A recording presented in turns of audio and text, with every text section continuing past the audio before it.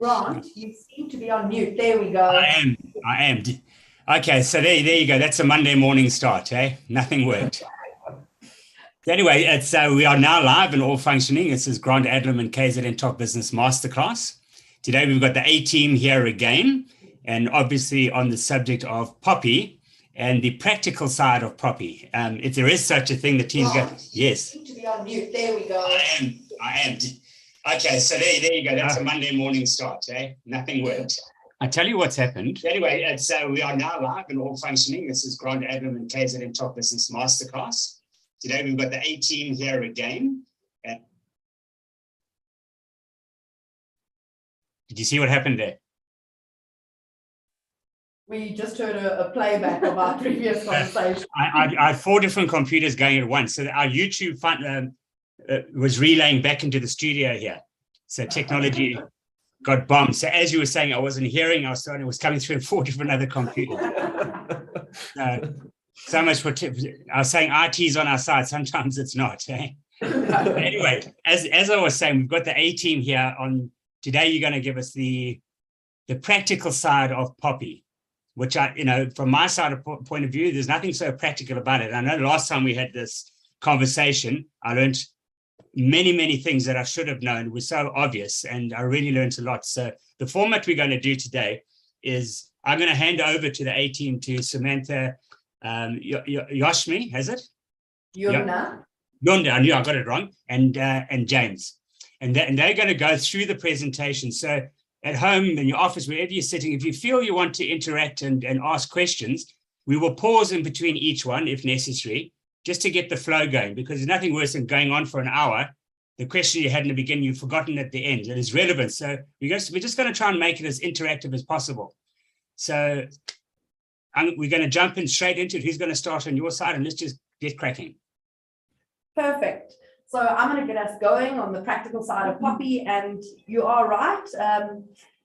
We do say that a bit tongue-in-cheek when we really speak about POPI because of the way the legislation is.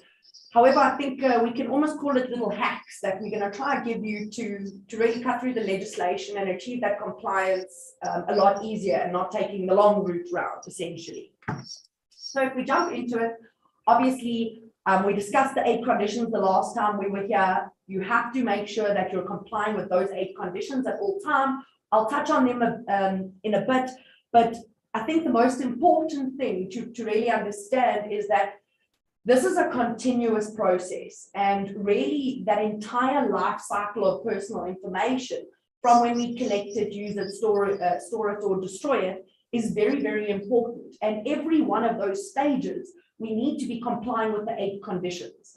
So that's where the tick box approach really becomes a problem, because your checklist would be endless in essence. So we're going to cover the life cycle and how we're going to really cut through the red tape of that. And then I would like to chat to you guys about a little shortcut that we use, our stop, drop, and roll shortcut. So if we move on to our personal information life cycle, I cannot emphasize this enough. We really need to think whenever we hear the term processing, because that is the language used throughout POPI. When we process information, we must be compliant. We are speaking about this entire phase. So one of the big misconceptions that my colleagues will touch on later is that we only need to be compliant in this collection phase, which is very untrue.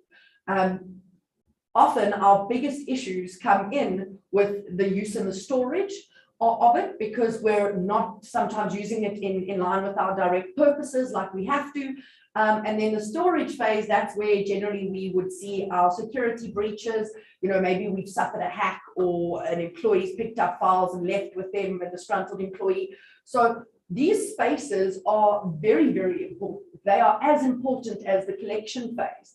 And then when we decide to either delete or archive, or we have to in terms of the law, this also needs to follow its own process in terms of POPI. It's not just about, throwing away a piece of paper in a bin or necessarily deleting a file off your computer.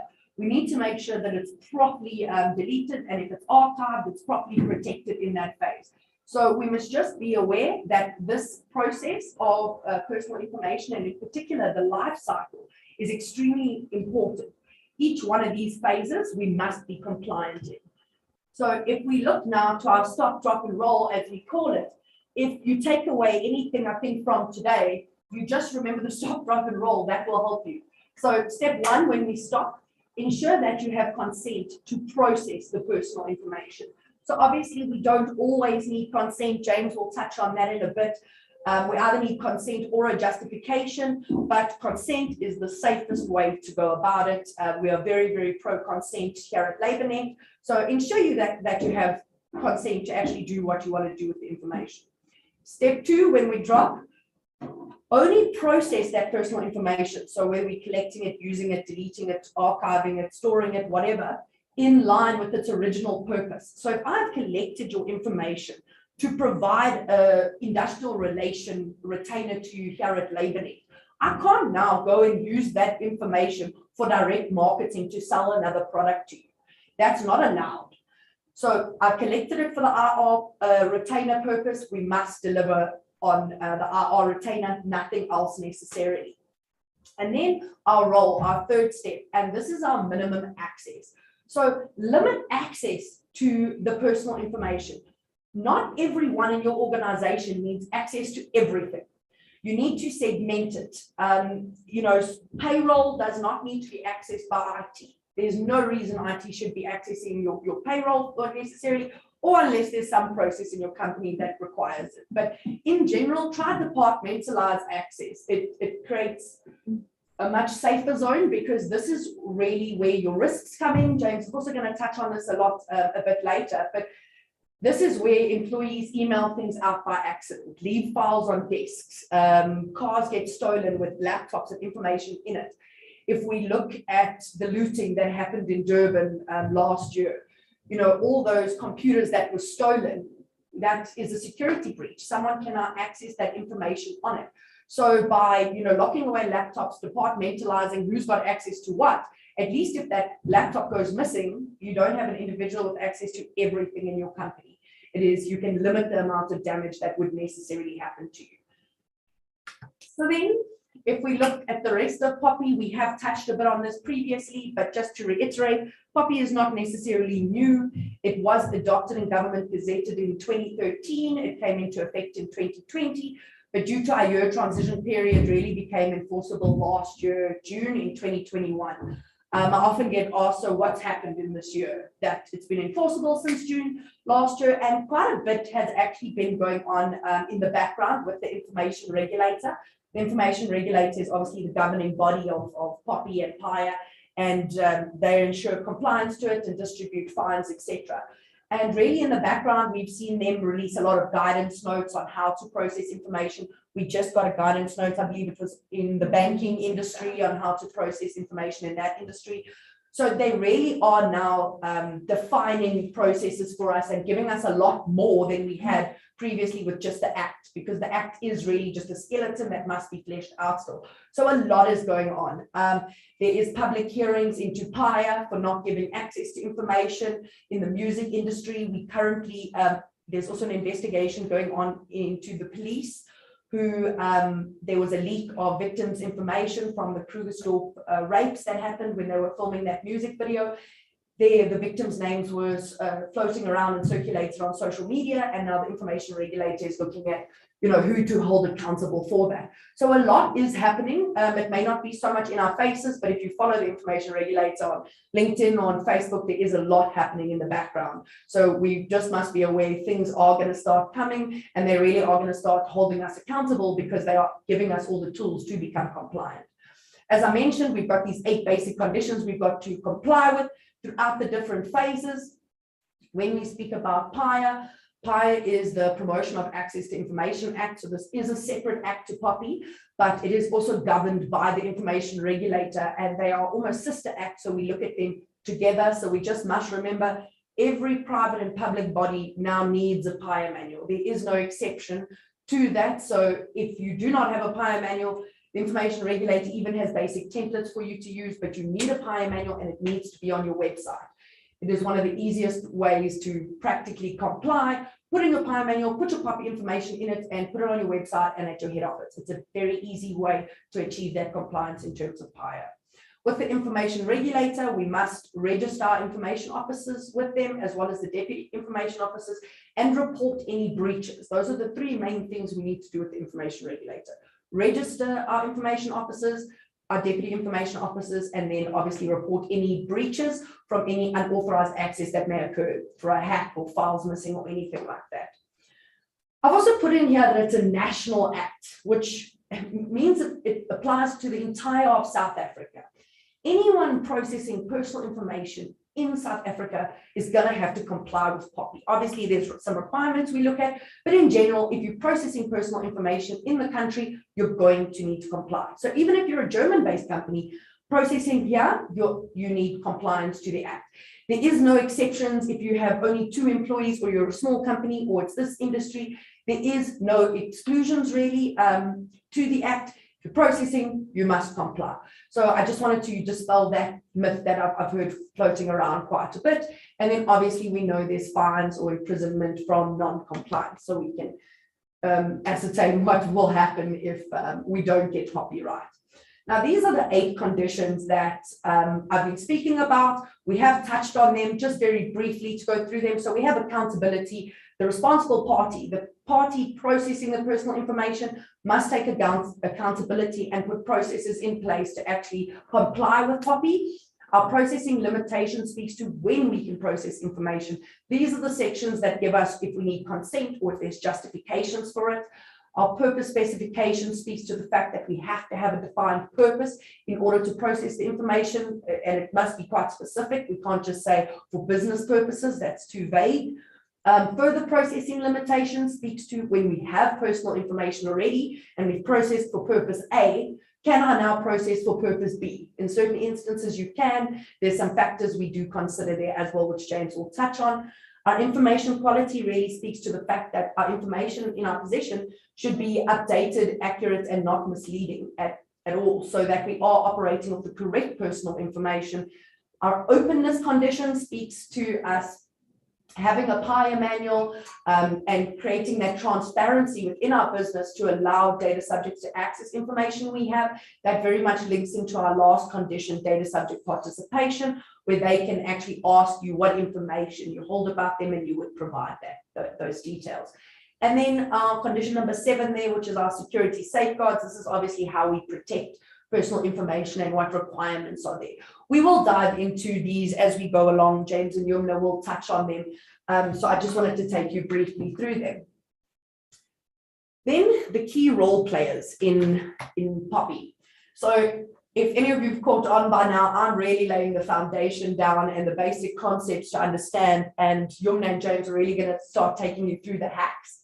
So we've got 4 main key role players here, and that's our data subject, the responsible party, the operator, and the information officer.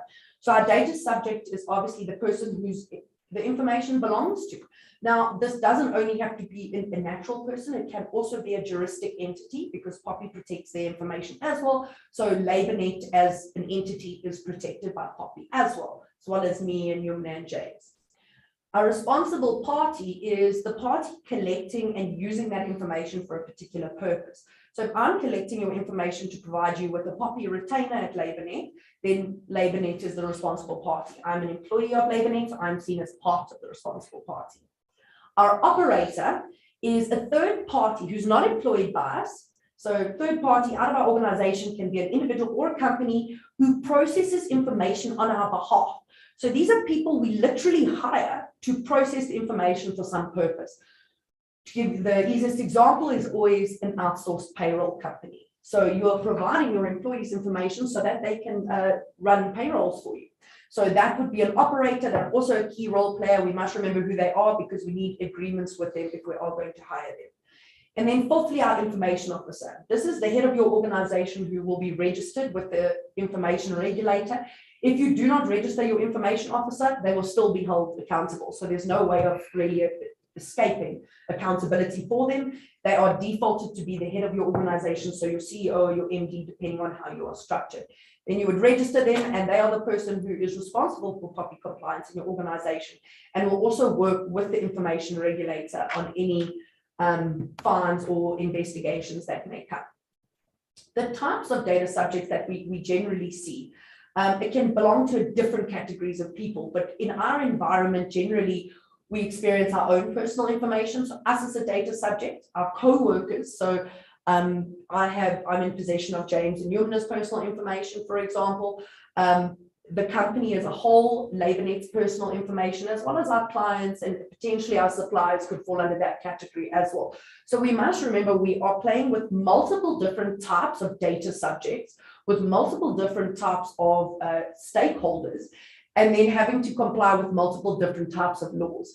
So this is where it tends to get a little bit tricky. So we must make sure we're not necessarily forgetting a category of data subject or stakeholders. We've got to make sure that each of them are compliant and we are processing in that way.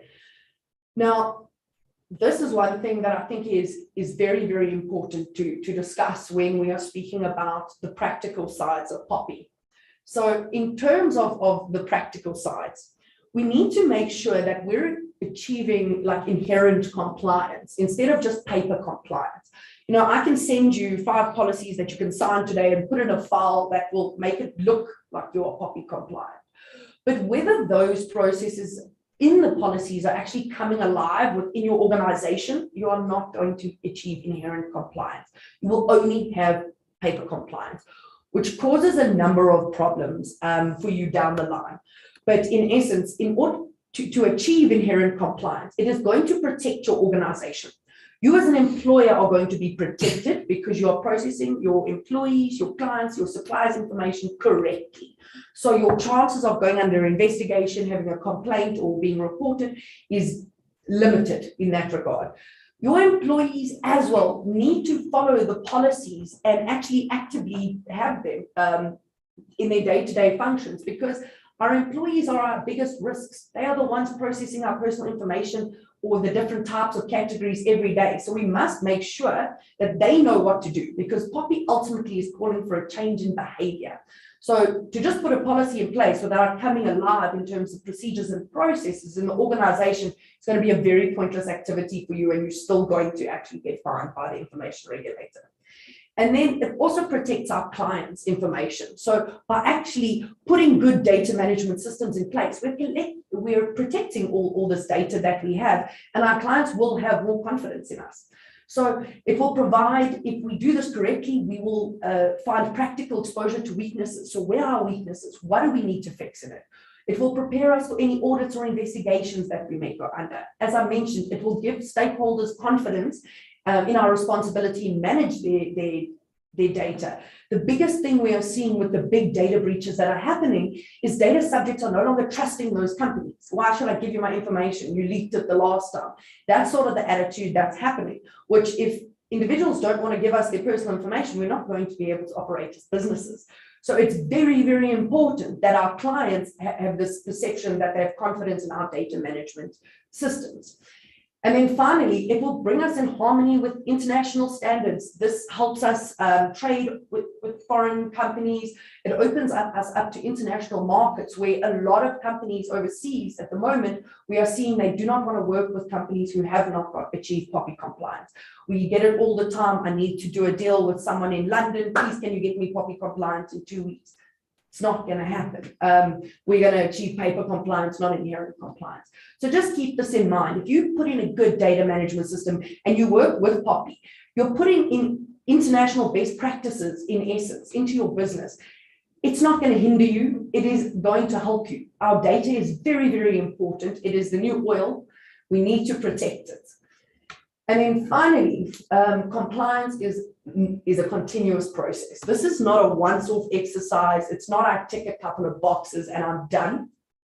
POPI will walk with us for a very, very long time.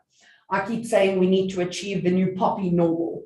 And eventually we will get there. There's still a lot of pushback, but eventually we will get there. So why do I think it's a continuous process? So the first thing is this open-ended definition of the term reasonable, which is used throughout the Act. We must take reasonable steps to do something. it's very, very difficult standard to set, because my reasonable standards as an attorney would probably be up here compared to someone else's reasonable standards, which is down here. So I do foresee that the term reasonable is really going to be defined out in court or either in a guidance note, and that will give us more direction. But until we have that, it's going to be a continuous issue where we actually have to continuously develop our business processes to try to keep achieving a higher standard of compliance. I do think we're also going to see many developments of the Act. As I've mentioned, it's quite a skeleton at the moment. We've been getting new guidance notes almost on a monthly basis, which provides more guidance, and often we have to go back and change things for our clients. We've had to change a number of times already in this instance. And then we have our stakeholder requirements. This needs to continuously step up, and I believe we should be engaging with our clients and our stakeholders. You know, if they don't have confidence in what we're doing, we need to take that feedback and actually build our data management processes in a better way. Investigations are going to happen continuously. This you could go on 4 investigations a year. Nothing stops that from happening. So that's something we're continuously going to have to make sure we are compliant. So at no point we have investigations. In terms of breaches, our security standards are continuously going to have to be updated. Otherwise, we may suffer breaches. And then as we go along, we're finding more ways to be efficient in complying with the compliance. So I don't think it's just a few ticks and we're done. I'm not sure what your guys' opinion on it. Yeah, it's definitely something we need to constantly update and keep an eye on, because as you mentioned, it's a skeleton act at the moment, and it's still developing a lot. It's growing a lot, and if we lose track of that, we can very, very quickly lose our compliance as well, and it'll be obsolete very, very quickly. Yeah. And I think something else to consider is obviously we've been seeing a number of security breaches happening, and all we're seeing out there and globally is just this increase in technological advancements that are coming along that are making things harder for companies. And that just shows the need to constantly be on the board, understand what's happening, what changes are happening within your company, how do we need to change our policies and get everything in line with that. It shows that we need to just become slightly more aware. And in becoming aware, we are ultimately making POPI and compliance in itself a continuous process. Also, like another thing to keep in mind is with the implementation of the POPI Act within South Africa, data and personal information is automatically increased in value. It's originally obviously still worth something. It's a company asset, but with the Act coming into play now, it automatically increases that value, because now you've got regulations to follow as well. So we've noticed, as Yumna said, we've noticed a massive increase in data breaches, specifically this year. We helping our clients all the time with data breaches at the moment. And I do feel that it is because that data has now become a lot more valuable to hold as ransom, I suppose. Yeah, I think, as I mentioned, data is the new oil. Unorganized data is not really worth much, but once we have it organized on our systems and things like this, and I often get told, no, but my data is not important. No one will take it. But it's important to you. And that's why they hold it ransom, because now they also know that we're being held accountable to these standards. So if they go and publish this information because we don't pay a Bitcoin demand or something like that, then we have a massive breach on our hands. And it's affecting reputations more than anything else. I think from a lot of what we've seen, there's been this attitude of, POPI, we don't care, we'll get to it eventually. And now what's happening is that attitude has caused companies to have huge reputational damage. And that's not good. People are running from these companies. And I believe if you don't have a good data management system, take POPI out of account, even if we didn't have POPI, the times we're living in, we need to have good data management systems. We shouldn't just be trying to achieve POPI compliance. We should be trying to have a great data management system so that we do not suffer these breaches and our reputation is not damaged. For example, imagine if we suffered a massive breach here at LabourNet. We have over 1,000 POPI clients. They would be hitting the road so quickly. 100%. And that's what we really, really need to take into account. And the thing is also, this is not assumptions. This is stuff that's happening. Yeah, this is information being held ransom for Bitcoins, and this is stuff that is genuinely happening as we speak right now. It's real. The Department of Justice, not this year, it was last year, their emails were hacked and held ransom.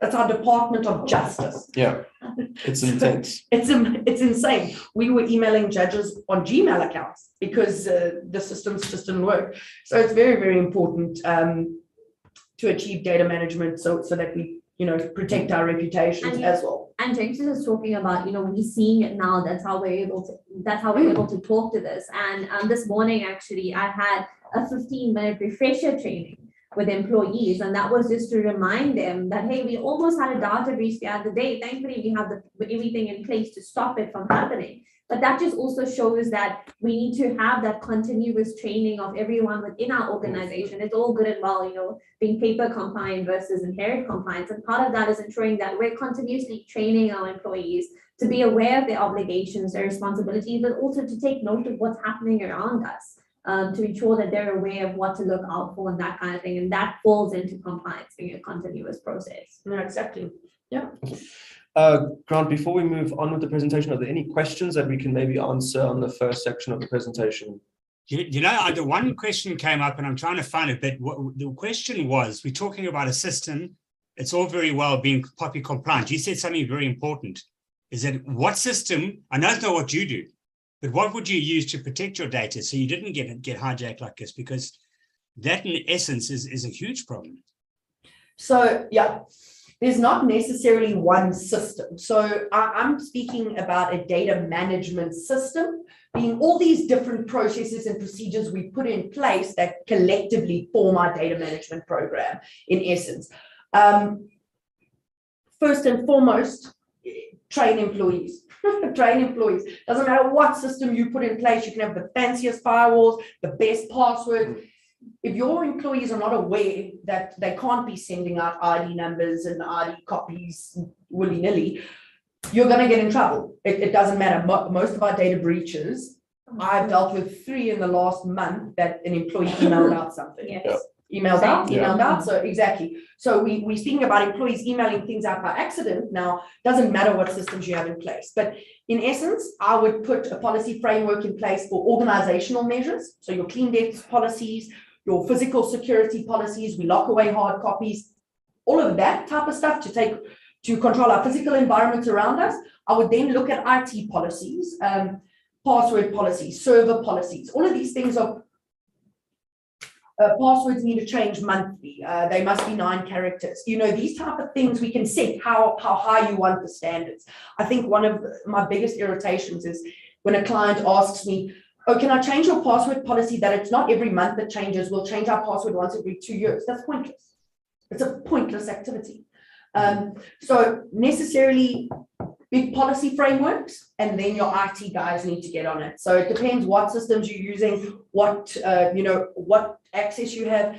Teams is very good. SharePoint's very good. These internationals, Google, things like that, they generally have very, very high security. But what's very nice with any system you want to use nowadays, because data management law is the new big thing worldwide, you can actually access these companies' privacy policies and how they do things. For example, one of our systems we use to manage our projects is called Trello. I was able to get a signed data agreement with them sitting in America. So they are open to these things. Get these things in place. Look what they're doing with your data. A lot of systems we use externally and we provide data to them. Vet those systems, go look at what those systems have, and then internally just make sure that you're changing passwords quite often. You've got firewalls on any internal systems and software that you have. Your IT guys really, I haven't met an IT guy that's not great at this is what they do. And then obviously your network protections. It's one of the weaknesses we see. If you've got an office, have a guest network. Don't let them come onto your main network. It's one of the easiest ways for someone to come and sit in your office and hack them, which we've seen happen many a time. So those are the areas that I would look at necessarily: your organizational policies, your IT policies, a great IT infrastructure behind that. Yeah, I think that's what you guys think. Would you add anything? I think if you wanted to implement systems to kind of assist with automating a few of the processes, it's very readily available with some quick and simple research on like little password, password assistants and all of that, where it sends out reminders as to when to change your passwords. It's very obtainable software, and with some simple research, just making sure they're either POPI compliant or GDPR compliant or compliant with one of the major kind of legislations that we have internationally, you should be pretty golden. But I think research is absolutely key to ensuring that you're getting good quality stuff. And have the discussion with your IT, if whether they're external or internal. I think our biggest thing is when we meet with clients, then we start speaking about IT things, and the person we're working with throws their hands up in the air and says, "Let me get the IT guy." And what that really shows us is no one really knows what's going on in the IT space, which is also a risk in itself, because what happens if that IT guy gets paid by someone on the side? Yeah. So you got to have oversight of these things in your company. I think we're living in an age where we can't actually say, well, I don't know about IT, I don't know about finance. We got to, if you're a business owner and running organizations, we need to like wear multiple hats. I'm not saying you have to be the biggest expert in IT. I'm a lawyer. I'm not the biggest expert in IT, but you need to know enough. You need to know how encryption works. You need to know how your servers are protected, who has your super admin passwords, and all of those type of things in order to protect your data. It's very, very important. If I can just jump in here, I know we're talking a lot about IT and IT systems, and usually when it comes to smaller companies, a lot of them want to run away because they're like, oh, we can't afford to put anything in place, or there's only a few of us, and we're a small company, we're a small office, so we really need to do this.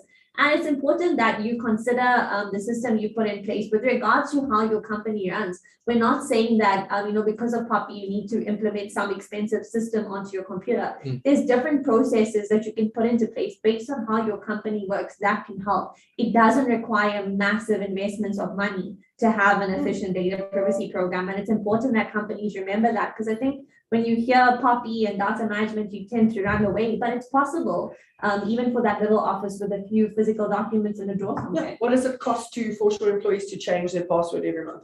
We have to change our passwords every month here at LabourNet.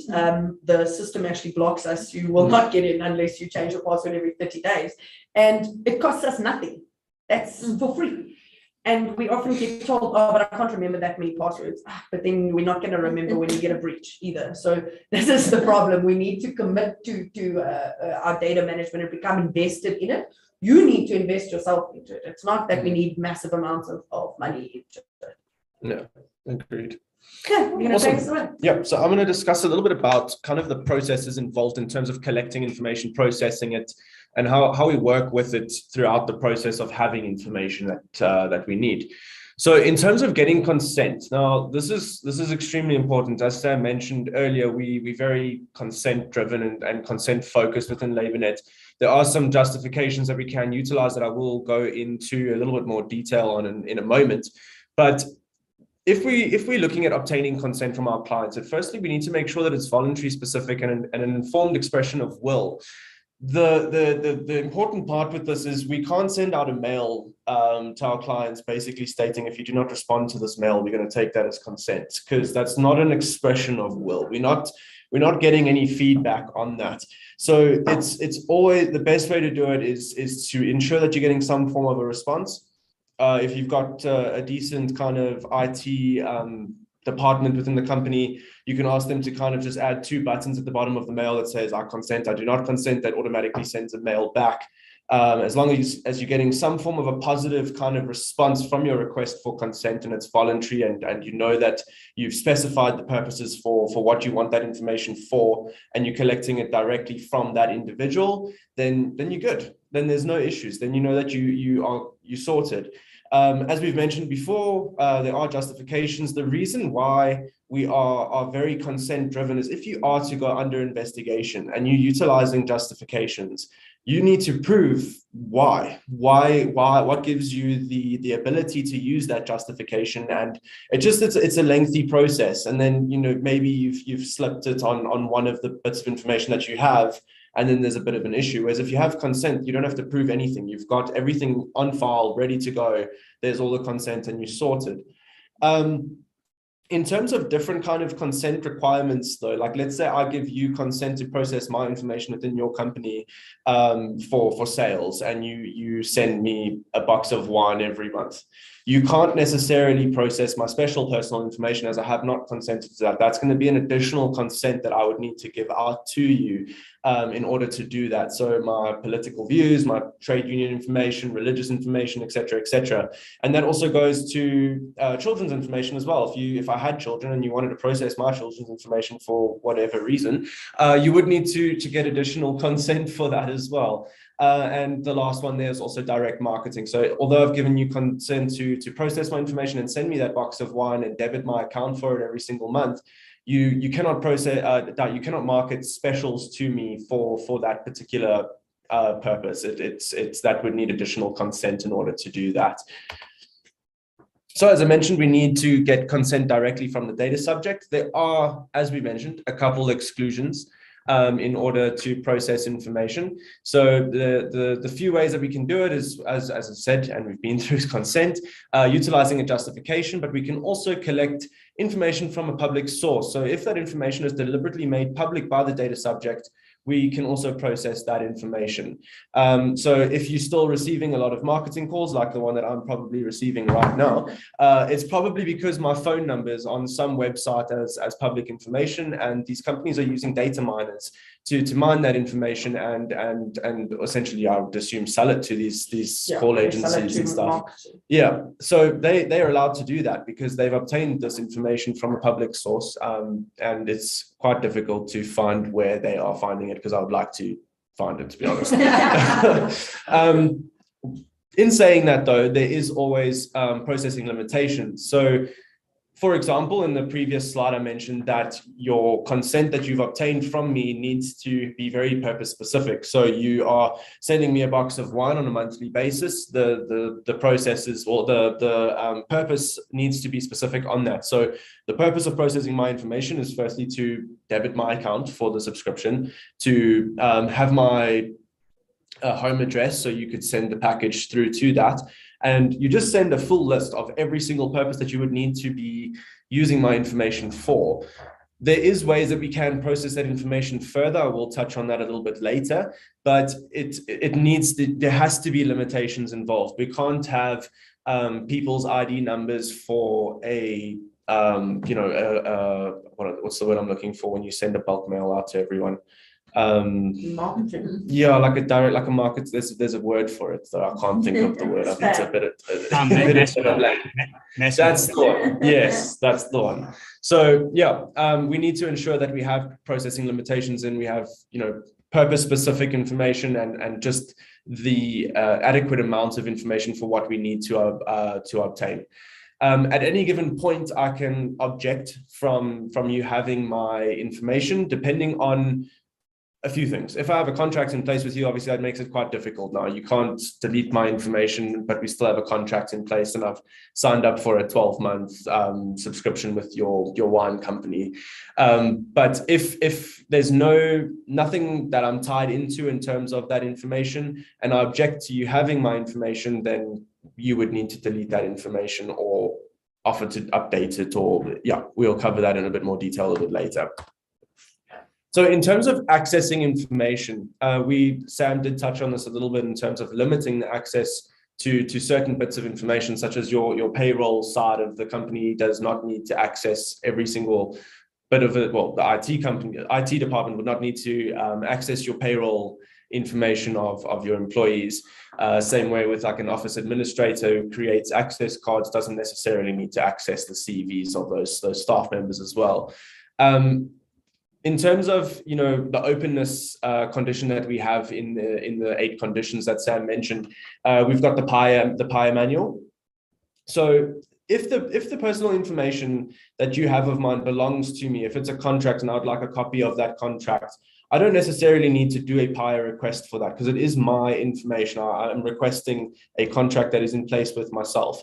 But if you're a private body and I'd like to enforce some form of a right in terms of whatever the case may be, and I need certain information that doesn't necessarily belong to me, it belongs to the company, I can then submit a POPI request for that information.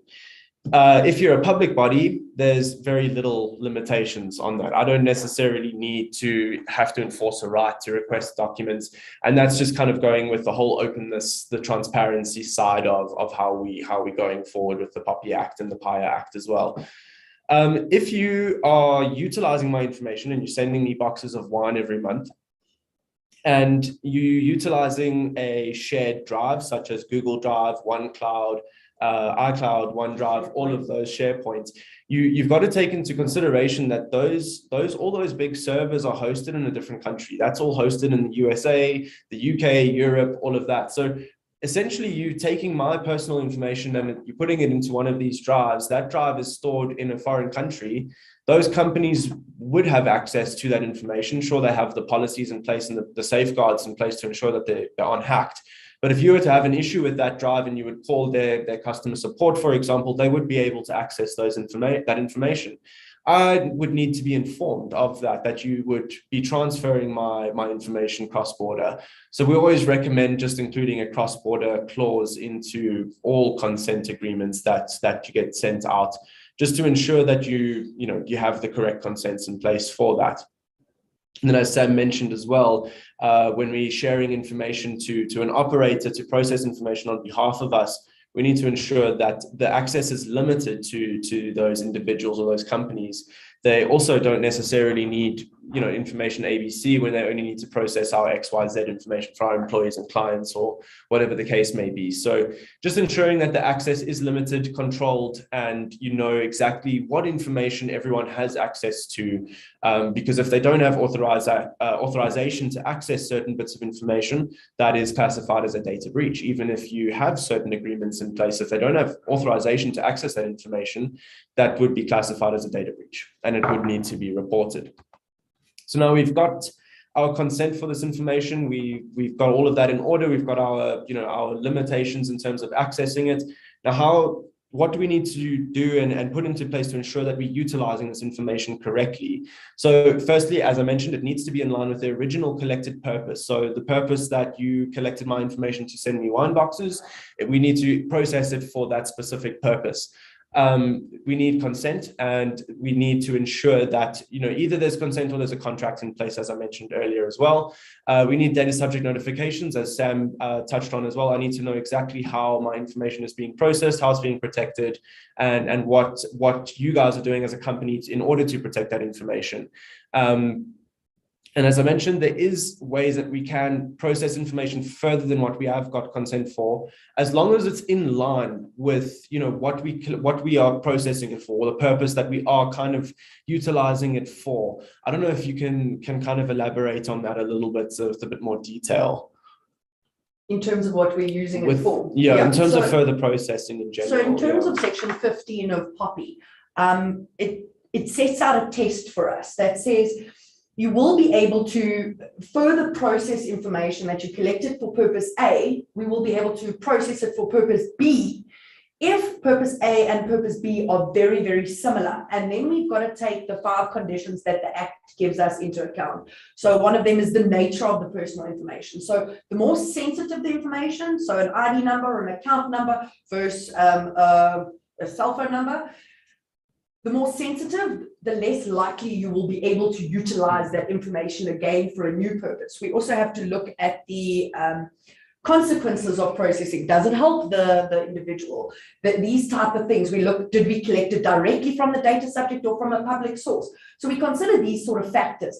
The Act does give us automatic further processing in some scenarios if we have taken the information from a public record or from where the data subject has deliberately made it public, or we've got consent. We can further process for purpose B, no problem at all. So we can sometimes use our information again. We've just got to make sure it's very similar or that we have an automatic right. And then we move on to condition 5. Now this, I think, is, if you look at it quickly, it's quite a scary condition because it's basically saying that we need to ensure all of our clients' information is up to date all the time, which is, if you've got 25,000 clients, it's an impossible task. You'll complete it this year, and then next year you'll start from the beginning of the list again. So if we look at the condition carefully, it just says we need to ensure that we're putting in reasonable steps to keep that information up to date. So if we send out like a annual bulk mail with a form asking people to just confirm the information is correct or update it on their site, or would they like to delete their information, that should be more than adequate in terms of the Act. And then, as we spoke about just now, with the access limitations as well, in terms of who can access what parts of the information. So that's essentially, your core kind of factors that you want to keep in mind when processing information, and also just be careful with in terms of hosting events in a company for dietary requirements. A lot of the times people can just ask, what is everyone's religions? We can't really ask that. That's special personal information. So if we don't have consent for special personal information, gets a little bit touchy with in terms of asking those kind of questions. So it's a lot easier and a lot safer to just ask, does anyone have any dietary requirements? Because then that's a voluntary kind of response. How we can achieve this kind of core function in a company. I think the biggest thing here is document. That privacy policy and your data protection policy is so important, because that's really going to set out these processes and our purposes. And the privacy policy can also form as our data subject notification. Correct. So by having a good privacy policy on your website, you, number one, are going to know how to process the information. Your clients, your suppliers are going to know how that you're processing the information, and you're going to have taken care of your data subject notification, your information quality. We can add a clause that you will update your information if it changes. We then sort of tick that box as well. So there is easier ways to achieve this, and it's really getting our documentation right. Focus on that privacy policy. Get your privacy policy in the top class space, and then put it on your website, and I think that will create so much ease in this area. If I can add, I think one thing is, as well, is just before collecting that information, to actually consider what information do I need and what do I need it for. Very often we go to places that are giving us the same consent form that they've been using for the last 10 years, but all they're utilizing is your phone number and your name, but you're busy putting where you work, all of those other details. And it's very important to go back and have a look at the documents and see, okay, is the information we're collecting information we're actually utilizing and we're actually using? Because again, that will play into information quality. If you're going to store those documents for 30 years, in 30 years' time, is the stuff in there even still relevant? Yeah, I think one of the things I see all the time is, are you a male or a female, other, etc. And often it's very unnecessary for them to know that information, whether I'm a woman or not. So that's one I see quite often that we need to watch out for. Awesome. Yeah. So we've got now how to use information correctly. And this is essentially going to cover when we need to stop processing information. So firstly, we need to restrict processing of information if the accuracy of it, if we can pick up that the accuracy of the information that we have is not necessarily perfect and it's not up to date and it's not adequate, we need to restrict our processing on that, just to ensure that we are not, for example, you can have one letter wrong in an email address and now you're emailing someone else. I mean, there's so many people in the world with email addresses. It's very likely that if you take the stop out of my email address, you're emailing someone else, like just a little full stop. In the middle of mine, that's going to someone else. So now you're processing someone else's information and they've got no idea why. So that can be a bit of a problem. If you no longer need the information for the purpose that was initially set out, we no longer can process that information because we're not using it for that initial purpose anymore. Then we get into a complicated side of things, because we've got retention periods that we set on documentation. So if we no longer need it, we then retain it for the set out period of time that we need to, and then we delete that information or archive it. But now we can keep that information in order to prove something, if we're keeping it as proof for something. So a great example for this is like a panel beater that has a whole bunch of invoices that they have kept, they kept past the retention period, but they're keeping it as proof if something were to go wrong. If that car's paint were to fade now all of a sudden, they need to be able to prove that, listen, this was done a certain period of time ago. We can't really fix this for you anymore. That's fine. The issue comes in, if you look through the definition of processing in the Act, it does include storage. So if we're storing that information, that's, would we then be processing it? And luckily, obviously, there is an exception for this. So it excludes storage of information in order to keep it as proof or with consent to keep that information for longer than the set out retention period. Obviously, if there's protection of an individual or law enforcement, anything in terms of the law with it, we have to comply with that as well. And if there's any restrictions on the processing of information, we need to notify the data subject when that restriction is lifted. Yeah, that's everything from my side. So what happens if we use information without consent? Potential fines, potential fines. It all depends on if it's going to be reported and investigated. Yes, so Um, a data yeah. subject can report your organization to the information regulator, and of course, that's going to trigger an investigation, which is going to cause massive reputational damage. And if, as Sam said, you get a fine, that's going to cause huge monetary loss for your company as well. Brand damage. And you know, with what James said, it's important when someone says stop processing my information, stop processing the information, because if they've specifically asked you and have proof that they've requested you to please stop, and that request is valid and you continue, you're ultimately in breach of POPI. I think it's important to note, though, in certain instances where data subjects do request us to object, as James said, to delete information, there are certain justifications where I don't have to. If I have to have that information by law, I don't need to delete your information. If we have a contract, you can withdraw consent as well. I think that's important for everyone to know. So often, yes, we're very, very pro consent, but we always have a justification to back us as well, just in case the employee does withdraw consent, we can still have that information because of justifications in POPI. Yeah. I think my favorite one is that James was speaking about when you get those direct marketing calls and you're like, please remove my information off your system and do not contact me again. It means do not contact me again. Awesome. So guys, storage. So storage, storing the personal information is obviously part of the personal information lifecycle. And this part of the lifecycle is probably has one of the highest risks of when you could actually suffer a breach, because once we store information, we kind of forget about it for that period. We don't really watch who has access to it and all of that. So specifically with POPI, it's important that the way you're storing the personal information is appropriate to the type of information that you're storing. So for example, if you're a school, you might have files of your various students and their teachers. I mean, school files, for example, would have children's information, parents' employers' information. So those kind of files, you're going to need to keep have a lot more safeguards in place to look after that personal information versus maybe some, just mailing lists of just an email address on the side of someone's name. So it's very important to consider the type of information when you're trying to determine how to store the information. According to POPI says reasonable technical and organizational measures need to be taken to prevent that unauthorized loss or damage and unauthorized access to the information. And as I said earlier, although we focus a lot on IT because that's obviously the way the world's going, it's important to consider that we're also talking about, if you have a lot of doctors' offices, for example, have those massive cabinets full of client files. It's important in terms of things that are stored there, have a lock on those cabinets, ensure that you know who has the keys to those cabinets and where those things are being stored.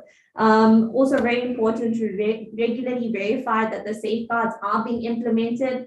So don't just forget about it. Go back and see, okay, the lock's still on, who has the keys? Do I still know who has access to this kind of stuff? Do I still know what's here? Has somebody entered that I don't know about? And, in deciding how you're going to store that information, ensure that you pay due regard to generally accepted practices and procedures. So look at local processes, look at how things are done internationally, and that can kind of guide you. And just something else to consider with storage is to, as I mentioned earlier, information quality. We all want to store this information for years and years on, but do we actually need to store the information? Is it going to be valuable to us in 20 years? A lot of companies spend a significant amount of money paying for Metrofile or storage units to store those boxes. But POPI is saying, no, listen, don't keep that information if you don't need it. So if you're not looking at POPI and trying to understand POPI, you might be costing yourself thousands a month and paying for information that you don't really need to be stored somewhere. Yeah, I think the rule of thumb here is that your data degrades at a rate of 25% per year. So after 4 years, the idea is that information is completely useless. People would have moved, changed jobs, changed home addresses, all of that. So even though we want to hold on to all of this, it's actually dead data. it's not valuable. So we need to learn to let go of dead data. We do. Definitely. So next is retention. So obviously, POPI does say, you are allowed to retain personal information you've collected for a period of time, but it shouldn't be retained for longer than is necessary. So if you're not using the information, try not to retain it unless there's a chance that you are going to need it sometime in the future. Oftentimes it is required by law. So you see we've listed a few here. For example, FICA and FACE say you need to hold the records for 7 years. Certain medical records are 6 years. CPA says 3 years. SARS 5 years. Employee records 3 years. This can be extended, obviously, with the consent of the data subject, if it's required by the law, if there's a contract in place, or just for historical or research purposes. So, there are those justifications to help companies. We're not saying throw away all your information when you're finished with it. If you think that you're going to use it in some time, we had an employer who said they wanted to keep employee records for a slightly longer period of time because they would like to use it to see going forward and filling vacancies. What sort of qualifications of employees are they attracting? Using that for research purposes, try to understand what they need to do within their organization, and that's fine. I think it's important to remember POPI is also not a big bad wolf. There are justifications, and it does allow you to do things to help grow your organization. Distraction. So distraction is a very important part of POPI because, we stand at a printer, your page comes out, it's someone's banking details, cut off halfway, cool, let me just take it, leave it on the side. Who picks up that document? No one knows. So any documents with personal information should be destroyed in a way that it cannot reasonably be re-identified or reconstructed. So the best way, have a shredder next to your printer, put the document through there so we know that no one has access to it. We're not just referring to paper, we're also referring to IT assets. If you have an old laptop, it's now shut down, it's not working, but you know that there's information on there. Don't just take it and say, hey, this laptop broke, would you like to use it? You can fix it and have it. No, even IT assets need to be destroyed so that no one can gain access to that. I've actually got some pretty interesting point to add on to that. Yeah. So as like a hobby, obviously you guys know I do like a lot of filming and photography and stuff. And I did like a video shoot and I accidentally deleted all of the footage on a hard drive, the whole lot. I formatted it completely before I saved the data. And I found a program that you can plug the hard drive into your computer and it recovered everything from that formatted hard drive and everything from the previous format. So two formats back. So what's important to kind of keep in mind with it is when you format a hard drive, you're not deleting anything. All you're doing is you're telling the computer that all of the information that's on there can now be overwritten. So even though it says that you've got that much available space, that hard drive is actually still completely full with all of that information. It can now just be written over. So it's extremely easy. It took me 5 minutes to recover 130 gigs of data. And I had everything plus before what I had on that hard drive at that given moment. It's extremely interesting. Exact same thing with my machine when I had an accidental situation. I'm just going to put it like that. There was a dog and a cable and some problems. But we were able to pull everything off that machine. Yeah. Everything. It's insane. And we were able to pull stuff off that wasn't on my iCloud, like documents that I had separated. Yeah. It's insane. So what these, you get certain softwares that allow you to still keep the hard drive and utilize it, but just ensure that the existing files on there are completely corrupted. So it does that by just inserting a lot of mumbo jumbo like code into all of the files, and they just become completely impossible to bring them back to or reconstruct it as your slide mentioned. So you utilize those softwares. If you don't necessarily have to always completely throw away all those hard drives, but just make sure that you're using the correct softwares to ensure that data is completely corrupted and it cannot be reconstructed. Thanks for that, James. I think that just, goes into what I said earlier about, advancements in technologies and us needing to be aware of what's happening. Hey, what we're doing now may not be sufficient. We may need to start doing more because there's a risk of all of these different things happening. So thank you for that. And then I think lastly was destruction at the request of the data subject. If they do ask you to please destroy the information, if you really don't need it, as we mentioned earlier, there are some justifications where you can say, no, sorry, we can't do it. But if they ask, please destroy the information if it needs to be destroyed. Security breaches. So as we mentioned, and we spoke a little bit about it earlier, it's increasing exponentially in the corporate sector. And it's just due to advanced hacking and phishing methods. And based on, I think for all of us around the table can say the highest risk at the moment.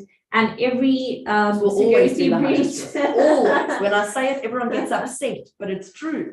And that's why I tell my clients, you can have all of the policies in place, but it takes one person to not listen, to just put their email address on the wrong thing or click open this link and get excited, and suddenly everyone's laptops in the entire company shut down. Yeah. So, but I mean, it's also as simple as if you've got an Excel spreadsheet with a mailing list on it of all of your clients that have now consented to your direct marketing that you're doing. And the individual that is sending out this bulk mail accidentally pastes all of those email addresses into the CC as opposed to the BCC, that's data breach done within seconds, just a simple mistake. Let's say you're needing to email that list to me to authorize to send out to marketing, and you start typing Sam when my email address is Samantha, and now you're emailing it to a different Sam, but you thought you were emailing it to me. We have got a full-blown data breach. Yeah, it's a simple, so quick and simple. We've all sent mails to the wrong people with the same first names, different second names. Yeah, that's happened, and that's actually why now on my machine I've set my emails to delay. I've also saw that. Seconds. You saw that on TikTok, didn't you?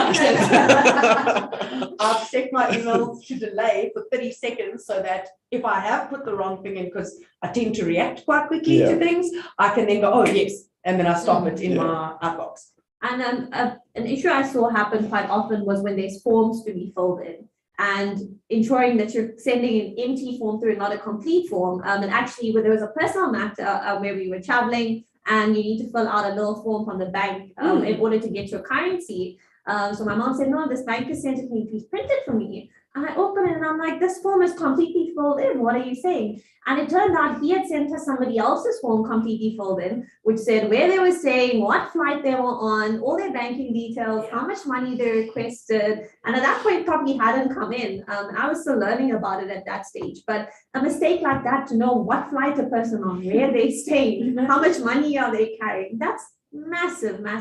So I think forms are also something you really need to just pay extra attention to in your organization, especially if you send them out. And then obviously one way to mitigate these risks are obviously have policies in place.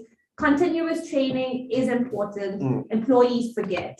So that awareness needs to be there. And then lastly, disciplinary action. Failing to follow policies, there are consequences to that. Ensure that you're fair throughout your organization. When someone breaches, disciplinary action needs to be taken, because that sets a precedent for how everybody else in the organization needs to act. I think we did touch on how do we mitigate the chances of a breach, is obviously just investing in good data privacy. Yeah, ultimately. You know what we're going to have to do? We've actually run out of time. Can you believe it? I've been watching it as well. I've also been watching it. You know what it is? I'm going to change this from a KZN Masterclass to In Conversation with LabourNet, because the conversation has been absolutely brilliant. I've learned so much. I couldn't even butt in. Normally, I'm the one who butts in. So that conversation was absolutely incredibly informing. And as you relating your stories, I mean, it's just exactly what all of us do. So it just makes the whole thing real. So I'm going to ask a simple question: is that the title is The Practical Side of POPI, but is there a practical side? Because as you say, the small things, how it is, the solutions and the consequences for not doing that are extreme. So from a LabourNet point of view, from the A-team point of view, what do you say? You know what the thing is? If you explain it, it sounds extremely complicated and hectic. But the main goal of it is it just needs to become a standard practice within your organization. And honestly, it's very simple. You want to take on a new client, you add a simple clause into your current agreement that you put in place with them. Done. You've got now consent. You in that same agreement, if it's a digital agreement, you have a link to your privacy policy, data subject notifications. Done. It's very simple. It's just adjusting and tweaking a few small things, and then training the staff correctly, making sure that information in the company is handled correctly, and then just putting the policies for them to refer back to and make sure that they are following procedures. But it sounds way more complicated than it honestly is. It really does. It's Yeah, I think from my side, really, the practical side of POPI means the practicalities of getting it into your organization and not just this paper compliance. It's not just these policies floating around. It's finding those shortcuts and the stop, drop, and rolls and the cheat codes in your own organization to make sure you're complying, but doing it in the most efficient manner that's not impacting your business. Yeah. So you're still going out there and doing what you do best at and sell and manufacture or whatever it is. But then you've got peace of mind that this is happening. Your employees know what's going on. If we have reached the POPI normal, as I call it. So what we also do on our side when we, help our clients, get to that compliance point in their journey is we also implement like an exceptions policy with an exceptions form. So if one of the policies that we implement is going to cause congestion and workflow in a certain section in the company, we can start seeing that exception forms to bypass that certain section and that policy keeps coming through.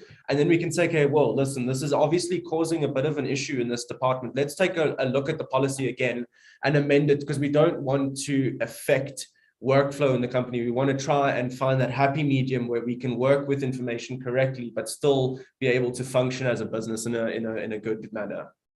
And I think something else is that, there is going to be that big giant push at the beginning, especially for companies that are doing their own thing and have no idea. But after that, it just becomes a management thing. And, that's the practice that James was saying, it's the norm. And that's what we want to achieve with looking at the practical side of things, is how do we just go day to day with being compliant and not having this sit over our head all the time. Yeah. Okay, Yumna, that was the last thing anyone's going to say on this little conversation. You know what? We're going way over time. So what I'm actually going to do is I'm going to put, for the folks at home, you can watch this on YouTube later, share it with your friends